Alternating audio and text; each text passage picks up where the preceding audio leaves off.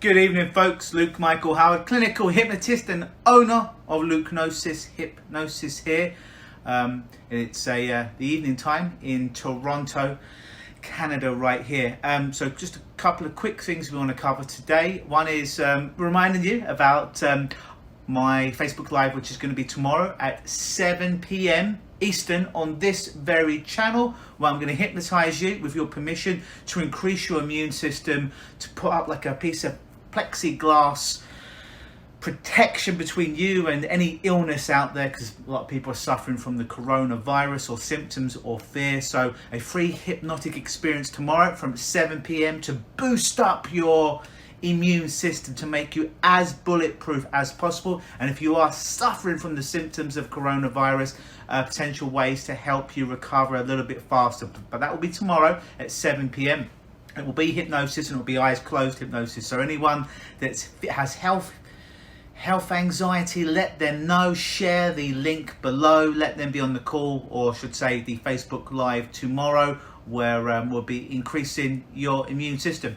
But today's Facebook Live, the main subject of it is what does anxiety feel like? Now, it feels different for different people, but there's a lot of commonalities. If you're out there and if you're watching, give me a thumbs up or give me a wave right now so I know that you're there. What does anxiety feel like for you? So I'd like for you to take a moment and put what anxiety feels like for you below in the comments. And you're probably going to see certain things come up over and over again. For some people, when I interview them, what anxiety feels like for them, it's their imagination getting out of control. For other people, it's catastrophizing, seeing and then feeling very, very bad things happening to them. For some people, they start to feel nauseous. For other people, they start to get the shakes. For other people, they have problems breathing with the respiratory problem. For others, it's profuse sweating. It can be many of these things. For other people, it's a raise in blood pressure, a reddening of the face, clammy hands. These often are the symptoms that I hear from people when they're suffering symptoms of anxiety, when they, thank you, whoever gave me the thumbs up there, when they talk about their symptoms of anxiety, what they're encountering. So yeah, those are the top ways. I'm curious for you to know from you, what does anxiety feel like for you? So if you're watching this video live, or if you're watching on a replay, put your comments underneath about how anxiety feels like for you. For some people, it just feels that things are out of control, that they've got no control and they want control, as if this anxiety has been cast upon them and there's nothing that they can do about it. That's how anxiety feels for other people. So I'm very interested to find out from you what anxiety feels like for you. So put your comment underneath. We'll see, you'll probably see some real commonalities. Sometimes we all feel that we're very special, more special snowflakes, when really we're in this, to quote Prince, we're in this thing to get through this thing called life. And you'll be surprised at how many people do suffer from the symptoms of anxiety daily, and how many people's symptoms are very, very similar. Some people will say, Luke, when I'm about to speak to somebody new, I just lose the words, I freeze. It's another way that people tell me they experience anxiety. It's just like they freeze and they don't know what to say or what to do. For some other people, they have that flight response where I just need to get the hell out of this. This is overwhelming. This is too much. And they run, they flight to get the hell out of there. For other people, they become angry. Their anger to try and deal with the symptoms of anxiety, and they'll go into the other F. They'll go into fight because they want to get some level of control, and they feel in danger. For other people, it's form. It's like, okay, whatever it is, yes, you can take my money, you can take my body, just don't hurt me. Even my thoughts don't hurt me anymore. They form. They almost try and bargain, if you will, with the anxiety. Hey Margaret, if you're out there, give me a thumbs up, give me a wave, let me know, and put underneath here in the comments what anxiety feels like for you. I've just given you about 10 to 12 different feelings that clients, and when I used to suffer from the symptoms of anxiety, how it would feel.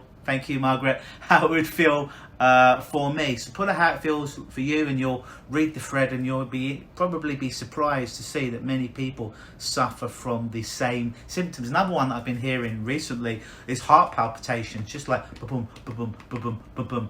Palpitations of the heart, leading people to believe that they are suffering from the symptoms of anxiety.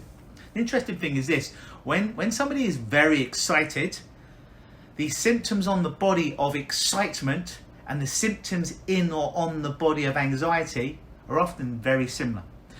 Beating of the heart a little bit faster, palpitations, shortness of breath, a reddening in the face, perhaps some clammy hands, perhaps some shortness of breath. Yet excitement is positive. You might enjoy roller coasters. You might be going on a first date. It's exciting. The unknown is there, but it's exciting.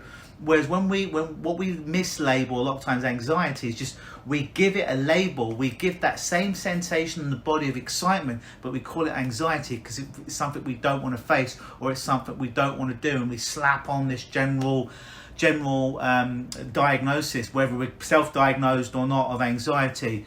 To me, Margaret says, to me, anxiety feels like racing thoughts and pressure in my chest. Yeah, a lot of people will get a tightening of their chest. I know for me, when I used to suffer from the symptoms of anxiety, I believe they call it communication chakra right here in my throat. I feel a tightening, almost like someone giving me a choke right here. That would be stopping me from speaking. So I was just doing a bit of it there for you unconsciously. That's what anxiety, in one of the ways it felt like for me. For some people, overwhelmed, they say I'm overwhelmed. An interesting thing is, if you listen to how people speak, they're always telling you how they can fix themselves. So when someone tells me they're overwhelmed, oftentimes there's too many parts, there's too many bits floating above their head that are compressing, pushing them down. So a quick little technique I do with my clients is all the things that overwhelm, all the little things or big things they feel they need to do that are above their head, that are overwhelming and pushing them down. I get them to imagine all those same situations, all those same things that they need to do, those tasks, those goals for the day on a to-do list, but imagine them underneath your feet. So if you ever find that you're becoming overwhelmed, imagine there's all these moving parts of all these things you need to do, and imagine that they're below your feet and you're standing on them, and just that one little shift, just that one little change can start to make a big difference in your relationship with overwhelm, which can lead to anxiety. Anyways, tomorrow, 7 p.m. on this very channel, I'm going to help you to increase your immune system to make you as bulletproof as possible in this crazy world of zombie viruses that are out there tomorrow. So whether you're suffering from the symptoms of coronavirus or you're just scared of it, tomorrow will help you. You just need to at least 30 minutes where you're not going to be interrupted at all. Phone is off the hook. The ringers off your phone, the notifications off your phone, the kids are in bed. Thank you, Margaret. And if you're watching on the phone, just make sure that the Facebook's on.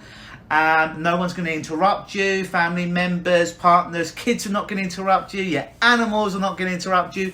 Although you may see one of my cats, Mr. B or Tiger, making a cameo. So you can give that 20 to 30 minutes to yourself tomorrow while you're at home. Hey, hell, what the hell are you going to do? Else you're going to do? You're at home, right? To make yourself better and to bulletproof you, to put up that firewall, if you will, between you and the potential illness that's out there. It's free of charge. Tell your friends about it tomorrow. Facebook Live, hypnosis to increase your immune system. Put how anxiety feels like to you if you're watching this on the replay or you're watching it live below. And I shall see you tomorrow at 7 p.m. on this channel for the hypnosis to increase your immune system. Always believe.